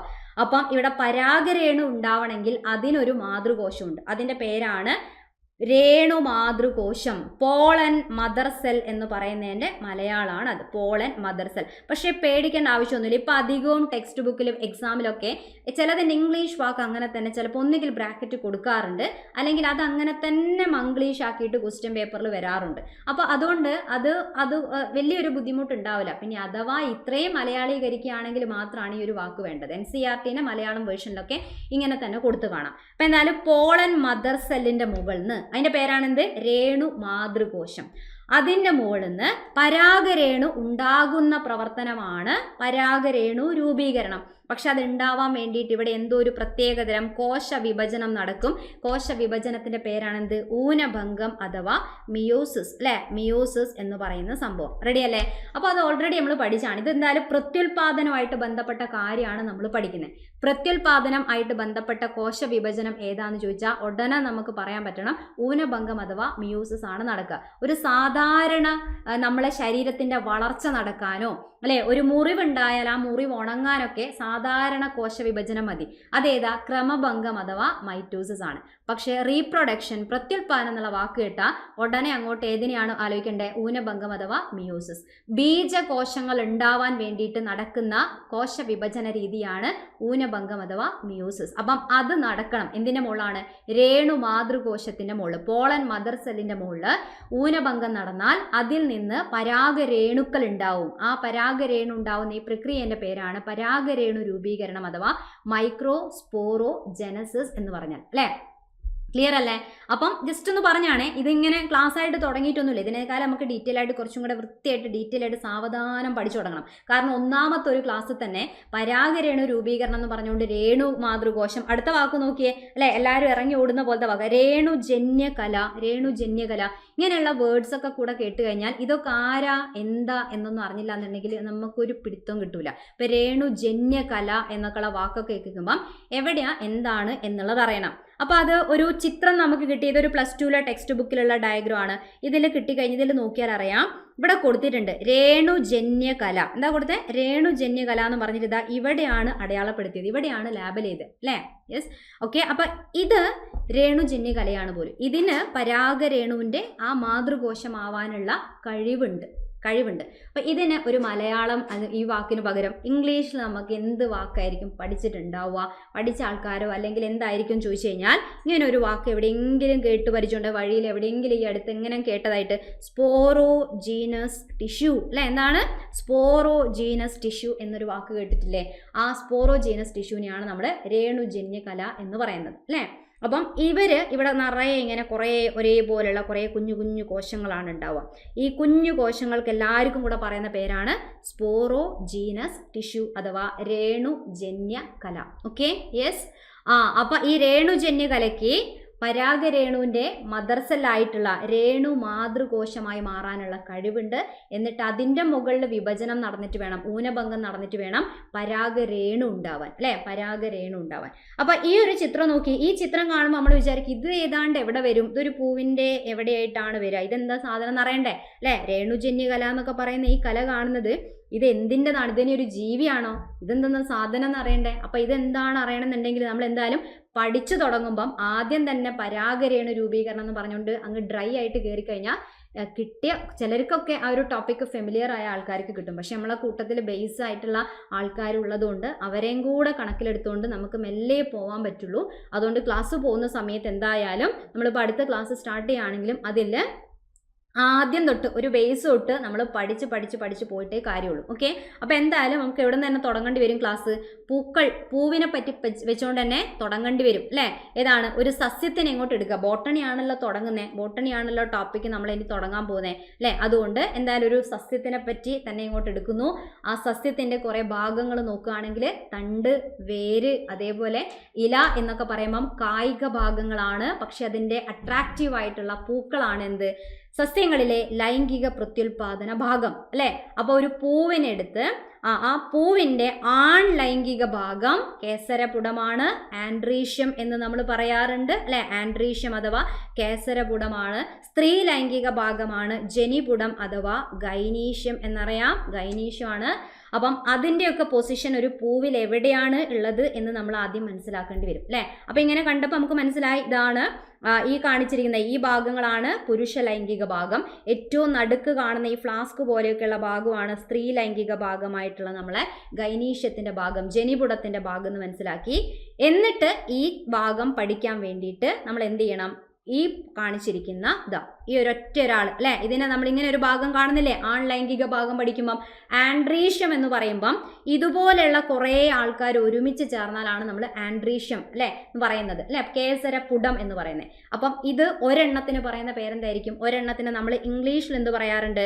സ്റ്റെയ്മൻ എന്ന് പറയാറുണ്ട്. കുറേ സ്റ്റെയ്മൻ ചേർന്നാലാണ് ആൻഡ്രീഷ്യായിട്ട് മാറുക എന്ന് പറഞ്ഞാൽ കുറേ കേസരം അല്ലേ? കേസരം അഥവാ സ്റ്റെയ്മൻ, കേസരം എന്നാണ് ഇതിൻ്റെ മലയാളം പറയാം. ഇവർ ചേർന്നതാണ് എന്ത് അല്ലേ? അതിൻ്റെ മെയിൻ ആയിട്ടുള്ള ഭാഗം എന്ന് പറയുന്നത്. ഓക്കെ, റെഡി അല്ലേ? അപ്പോൾ നോക്കുക, ഇനി ഇതിൽ തന്നെ ഈ ഭാഗത്തിന് പേരുണ്ട്. ഈ ഭാഗത്തിന് നമ്മൾ എന്താ പറയുക? പരാഗി എന്നാണ് പറയുക. പരാഗി അഥവാ ആന്തർ. ഇതിൻ്റെ ഉള്ളിലാണ് ആരുണ്ടാവേണ്ടത്? പരാഗ രേണുക്കൾ. ഈ പുറത്ത് വരുന്ന പൊടിക്കാണെന്ന് പറയാ പരാഗരേണു എന്ന് പറയാ. അതിനെയാണ് നമ്മൾ ഇംഗ്ലീഷിൽ എന്ത് വിളിച്ചത്? പോളൻ ഗ്രെയിൻ എന്ന് വിളിച്ചത് അല്ലേ? റെഡി അല്ലേ? അപ്പം ഈ ആന്തർ എന്ന് പറയുന്ന ഈ സഞ്ചിക്കകത്ത്, ഇതിനകത്ത് ഈ പരാഗരേണു ഉണ്ടാവുന്നത് എങ്ങനെയാണെന്നൊക്കെ ഇങ്ങനെ സ്റ്റെപ്പ് ബൈ സ്റ്റെപ്പായിട്ട് നമുക്കിങ്ങനെ അടിപൊളിയായിട്ട് പഠിക്കണം. അപ്പോൾ ആ ടോപ്പിക്കാണ് ആക്ച്വലി എന്ത്? മൈക്രോ സ്പോറോ ജനസിസ് എന്ന് പറഞ്ഞാൽ. അപ്പോൾ ഇങ്ങനെ ഘട്ടമായിട്ട് പോയാൽ മാത്രമേ സാധനം കയ്യിൽ നിൽക്കുള്ളൂ. അല്ലാന്നുണ്ടെങ്കിൽ രേണുജന്യ കല എന്ന് കേട്ടിട്ട് അതുവഴി നമ്മൾ എന്ത് ചെയ്യും? ഇറങ്ങി പോവുകയും ചെയ്യും. റെഡി? ഓക്കെ അല്ലേ? Yes, okay. പ്രണവ്, റിൻസി എല്ലാവരെയും കമൻറ്റ് ചെയ്യാൻ കാണുന്നുണ്ട്. ഓക്കെ, റെഡിയാണ്. അതെ, ആന്തർ എന്ന് പറയുമ്പോൾ അതിൽ ആന്തറിൻ്റെ തന്നെ നമ്മൾ ആ കണക്റ്റീവ് എന്ന് പറയുന്ന ഭാഗവും ഫിലമെൻ്റ് എന്ന് പറയുന്ന ഭാഗവും അല്ലേ? ഇവിടെ കേട്ട കുറേ വാക്കൊക്കെ കൊടുത്തതാ. ഒരു നൊസ്റ്റു അടിച്ചോട്ടെ എന്ന് പറഞ്ഞുകൊണ്ട് ഞാൻ കുറേ വാക്കൊക്കെ ആഡ് ചെയ്തിട്ടുണ്ട്.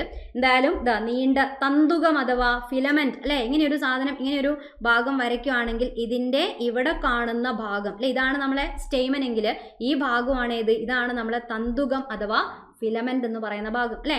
ഇതിനെന്തായിരുന്നു പറയാ? നമ്മൾ പരാഗ അല്ലെ രേണുക്കളൊക്കെ ഉണ്ടാവുന്ന പരാഗീന്റെ ആന്തർ ലോബ് എന്ന് പഠിച്ച ഓർമ്മയില്ലേ അല്ലേ?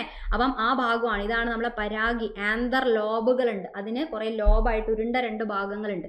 അതിനിതാ ഇവിടെ മുറിച്ച് ഈ ചിത്രത്തിൽ ഇവിടെ കേസരം എന്നിവിടെ കൊടുത്തിട്ടുണ്ടെങ്കിലും കൺഫ്യൂഷൻ ആവരുത്. ഈ ഭാഗത്തിന് മാത്രമായിട്ട് നമ്മൾ പറയുക എന്താണ്, പരാഗി തന്നെയാണ് പറയുക. പരാഗി അഥവാ ആന്തർ തന്നെയാണ് ഈ തലഭാഗത്തിന് മാത്രമായിട്ട് പറയുക. അതിൻ്റെ ഉള്ളിലാണ് ആരുണ്ടാവുക, പരാഗരേണു. ഈ മൊത്തം ഈ വാലും കൂടെ ചേർത്തോണ്ട് ഈ തന്തുകവും കൂടെ ചേർത്തോണ്ടാണ് ശരിക്കും എന്ത് പറയാ, സ്റ്റേമൻ അഥവാ കേസർ എന്ന് പറയാം കേട്ടോ. ലേബലിംഗ് അവിടെ കൊടുത്തു എന്ന് വെച്ച് കൺഫ്യൂഷൻ ആവരുത്. സ്റ്റേമൻ അഥവാ കേസർ എന്ന് പറഞ്ഞാൽ ഈ മുഴുവൻ ഭാഗം തന്നെയാണ്. ഇതിന്റെ ഈ തല പോലുള്ള ഭാഗത്തിന് നമ്മൾ പറയാം എന്ത് തന്നെയാണ്, പരാഗി എന്നാണ് പറയാം. ഓക്കെ, പരാഗി അഥവാ ആന്തർ. അതുകൊണ്ടല്ലേ നമ്മൾ പറയുന്നത് പരാഗിയിൽ നിന്നും പരാഗരേണുക്കൾ പരാഗണ സ്ഥലത്ത് പതിക്കുന്നതാണ് പരാഗണം, അല്ലെ? അങ്ങനെയല്ലേ പഠിക്കുക, അല്ലെ? മാറ്റമൊന്നുമില്ലല്ലോ. പരാഗിയിൽ നിന്ന് അവിടെ നിന്ന് പോകണം. പരാഗിയിൽ നിന്ന് പരാഗരേണുക്കൾ പറന്ന് പോയിട്ട് എന്നോട് വേണം പരാഗണ സ്ഥലത്ത് പോയി വീഴണം. പരാഗണ സ്ഥലം അപ്പം ആരെ ഭാഗമാണ്, ഫീമെയിലിന്റെ ഭാഗമാണ്, അല്ലെ? അപ്പൊ അവിടെ പോയിട്ട് വീഴുന്ന ആ പരിപാടിയാണ് എന്ത്, പരാഗണം. പരാഗണത്തിലേക്കൊക്കെ എത്തണമെങ്കിൽ ആദ്യം നമുക്ക് പരാഗരേണു ഉണ്ടാക്കണ്ടേ. പരാഗരേണു എങ്ങനെ ഉണ്ടാവുന്നെന്ന് പഠിക്കണ്ടേ. അപ്പം അത് പഠിക്കുന്നതാണ് ഏതാണ്, മൈക്രോസ്പോറോജനസിസ് എന്ന് പറയുന്ന ടോപ്പിക്. ഓക്കെ, പരാഗരേണു രൂപീകരണം എന്ന് പറയുന്ന ടോപ്പിക്. റെഡി അല്ലേ? അപ്പോൾ മൊത്തത്തിൽ ഒരു പരപരപ്പോടുകൂടി നമുക്ക് എന്ത് ചെയ്യാം, ഇന്ന് പറഞ്ഞ കാര്യങ്ങൾ സിലബസിനെ പറ്റി ജസ്റ്റ് കുറച്ച് കാര്യം പറഞ്ഞു എന്ന് മാത്രം. ടോപ്പിക്കായിട്ട് നമുക്ക് എന്തായാലും തുടങ്ങാനുള്ളൊരു ടൈം ഇന്നില്ല. അടുത്ത ക്ലാസ് തൊട്ട് നമ്മൾ മെയിനായിട്ടുള്ള ഈ കാര്യങ്ങളിലേക്ക് തന്നെ പഠിച്ചു പോവാണ്. അപ്പോൾ മൊഡ്യൂൾ 6 വരുന്ന എംബ്രിയോളജി ഭാഗത്ത് നിന്ന് വരുന്നത്, എംബ്രിയോളജി എന്ന് വെച്ചാൽ ഭ്രൂണശാസ്ത്രമാണ് ശരിക്കും, അല്ലേ? അപ്പം അതുമായിട്ട് ബന്ധപ്പെട്ട കുറച്ച് കാര്യങ്ങൾ. അപ്പോൾ ആദ്യം തന്നെ മൈക്രോസ്പോറോജനസിസ് ഒക്കെ വെച്ചിട്ടാണ് എന്ത് ചെയ്യേണ്ടത്, നമുക്ക് തുടങ്ങാനുള്ളത്. ഓക്കെ, തുടങ്ങാനുള്ളത്. അപ്പോൾ അതിന് അടുത്ത ക്ലാസ് തൊട്ട് നമുക്ക് ക്ലാസ് ആയിട്ട് സ്റ്റാർട്ട് ചെയ്യാം. യെസ് അപർണ, പോളിനേഷനാണ് എന്ത്, പരാഗണം, അല്ലേ? പോളിനേഷന് കാറ്റ് സഹായിക്കും, വെള്ളം സഹായിക്കും, ഇനി നമ്മളും സഹായിക്കും, അല്ലെ? ജന്തുക്കൾ സഹായിക്കും എന്നൊക്കെ പഠിച്ചതാണ്. പക്ഷികൾ സഹായിക്കും, അങ്ങനെ എല്ലാവരും സഹായിക്കുന്ന പരാഗണമൊക്കെ നമുക്ക് പഠിക്കണം. റെഡി അല്ലേ? ഇനി റിലേറ്റഡ് എന്ത് ഡൗട്ട് വരികയാണെങ്കിലും പറഞ്ഞതുപോലെ തന്നെ നിങ്ങൾക്ക് പേഴ്സണലായിട്ട് മെസ്സേജ് ചെയ്തിട്ട് ചോദിക്കാം. ടെലഗ്രാം ചാനൽ ലിങ്ക് ചെയ്യാം. ഒന്നും കൂടെ ശ്രമിച്ചു നോക്കുക. ആപ്പിലെ അനൗൺസ്മെൻറ്റിലുള്ള ലിങ്ക് ക്ലിക്ക് ചെയ്ത് കഴിഞ്ഞാൽ എന്ത് ചെയ്യാം, അവിടെ കറക്റ്റായിട്ട് ആ ഗ്രൂപ്പിലേക്ക് പോകാൻ പറ്റേണ്ടതാണ്. ഓക്കെ പ്രണവ്, ഓക്കെ ഓഗസ്റ്റ് 29 അല്ലേ? അപ്പം നമുക്ക് അപ്പോഴേക്കും എന്ത് ചെയ്യാം, മാക്സിമം നോക്കാം. കുറച്ച് ഇതിങ്ങനെ പോകുന്ന സമയത്ത് കുറച്ച് സമയമുള്ളൂ. അപ്പോൾ എന്തായാലും അത് നമുക്ക് എന്തായാലും നോക്കാം. റെഡി? ഓക്കെ, സുവോളജി എടുക്കാനൊക്കെ വേറെ ഇപ്പം HSA നാച്ചുറൽ സയൻസിൽ ഇപ്പം ഞാൻ മാത്രമാണോ എന്ന് ചോദിക്കുന്നുണ്ട്. വേറെ ആൾക്കാർ നമുക്ക് സുവോളജിക്കൊക്കെ ആയിട്ട് വേറെയും ഫാക്കൽറ്റീസ് ഒക്കെ ഉണ്ട്. അശ്വിൻ എന്നുള്ള പേരിലും ശ്രീകല മാം ഒക്കെ എന്ത് ചെയ്യുന്നുണ്ട്, കുറേ പേര് നമ്മളെ നാച്ചുറൽ സയൻസിലും ആഡ് ചെയ്യും. ഓക്കെ, അവരെല്ലാവരും കൂടെ തന്നെയാണ് ഈ ടോപ്പിക് എടുക്കുക. ഞാൻ മാത്രമല്ല, ഇപ്പം എൻ്റെ ഫോട്ടോ മാത്രം കാണുന്ന വെച്ച് ഞാൻ മാത്രമല്ല, എല്ലാവരും കൂടെ ചേർന്നിട്ടാണ് എടുക്കുക. ഓക്കെ, അപ്പോൾ എന്തായാലും എന്ത് ചെയ്യുക, അടുത്ത ക്ലാസ് തൊട്ട് നമുക്ക് പഠിച്ചു തുടങ്ങാം. ഇനി റിലേറ്റഡ് എന്ത് ഡൗട്ട് ഉണ്ടെങ്കിലും പേഴ്സണൽ ചാറ്റിൽ ചോദിച്ചാൽ മതി. റെഡി? ഓക്കെ, യെസ്, ക്ലിയർ അല്ലേ? ഇന്ന് വേറെ ക്ലാസ് ഇല്ല. നാച്ചുറൽ സയൻസിൻ്റെ ഈ ഒരു ഇത് മാത്രമുള്ളത്. നമ്മൾ ഫസ്റ്റ് ഒരു ക്ലാസ് അല്ലേ, ഫസ്റ്റ് ക്ലാസ് തന്നെ ഇങ്ങനെ ഇതൊക്കെ പരാഗരേണു പരപരപ്പൊക്കെ പറഞ്ഞ് വെറുപ്പിക്കുന്ന മോശമല്ലേ? അപ്പോൾ എന്തായാലും ബാക്കിയുള്ള ജനറൽ കാര്യങ്ങൾ അത്യാവശ്യം ക്ലിയർ ആയി കാണുമെന്ന് വിചാരിക്കുന്നു. ഇനി എന്തെങ്കിലും റിലേറ്റഡ് ഡൗട്ട് ഉണ്ടാവണമെങ്കിൽ എപ്പോൾ വേണമെങ്കിലും ഏത് ടൈമിൽ വേണമെങ്കിലും എന്ത് ചെയ്യാം, പേഴ്സണലായിട്ട് മെസ്സേജ് അയക്കാം. ടെലഗ്രാമിൽ മെസ്സേജ് അയച്ചിട്ട് ചോദിച്ചാൽ മതി, ക്ലിയർ ചെയ്ത് തരാം. അപ്പോൾ ഇനി അടുത്ത ക്ലാസ്സിൽ നമുക്ക് കാണാം. അപ്പോൾ എല്ലാവർക്കും ഒരു നല്ല ദിവസം ഒക്കെ ആശംസിക്കുകയാണ്. അടുത്ത ക്ലാസ്സിൽ നമുക്ക് കാണാം. Thank you.